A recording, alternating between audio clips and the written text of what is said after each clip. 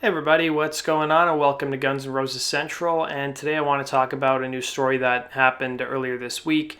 So Gilby Clarke was interviewed on Ricky Rackman's Cat House Hollywood podcast, and he talked a bit about how he got fired from Guns N' Roses. We've always heard that he was let go in 1994, but the timeline's kind of been all over the place. Some people say it was June of 94, some people say it was late 94. I've seen interviews with him when he was promoting Pawn Shop Guitars, and he still claims he was in the band. But he finally set the record straight in terms of everything that happened. So apparently he was first fired, he was then rehired but didn't get paid, and then he just left on his own accord basically. So he first revealed that he knew the band was over at the end of their tour in 1993, saying, "I felt on the tour that tour was ending and the band was over." He said, "That was my honest intellectual conclusion. Duff physically looked terrible. The alcohol abuse was so bad that he was bloated. I didn't think he had many days left. Axl and Slash were not seeing eye to eye, and Axl saw the band one way and Slash saw it another way. I didn't see them meeting. It's not like I was trying to be in the middle or whatever. It was fractured."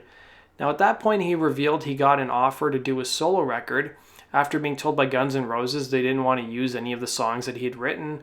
And they said, "Absolutely, keep yourself busy." He said, "I was already on tour doing my solo record, and during the break I made Slash a Snake Pit record with Slash, which was 1995's It's 5 O'Clock Somewhere, and we were going to go on tour, and I was on the road for 5 years straight."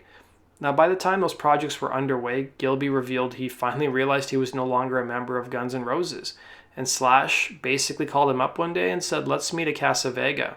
He goes, "Axl doesn't want you in the band anymore.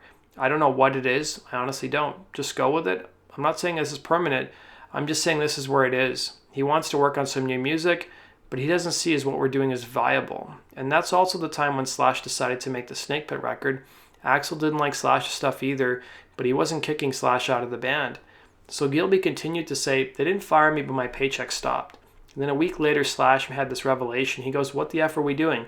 Are we going to replace Gilby?" And he called me and goes, "You know what? Everything's fine. You're in the band. Don't worry about it." But my paychecks never came back, and that was it. So like I said, and I was never officially fired from the band, but it just kind of ended.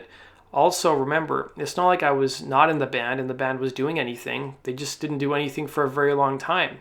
But he also emphasized that he wasn't bitter about the experience, despite the fact he refused an invitation from the band to get up on stage with them as part of the recent reunion tour. But he said he still remains open to any future collaborations or possibilities. He said, "I have nothing against it. It just didn't work out for me."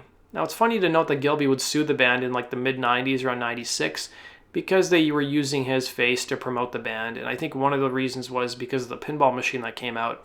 I think by the time the pinball machine came out, he was technically no longer in the band, but yet they were using his face to market the band.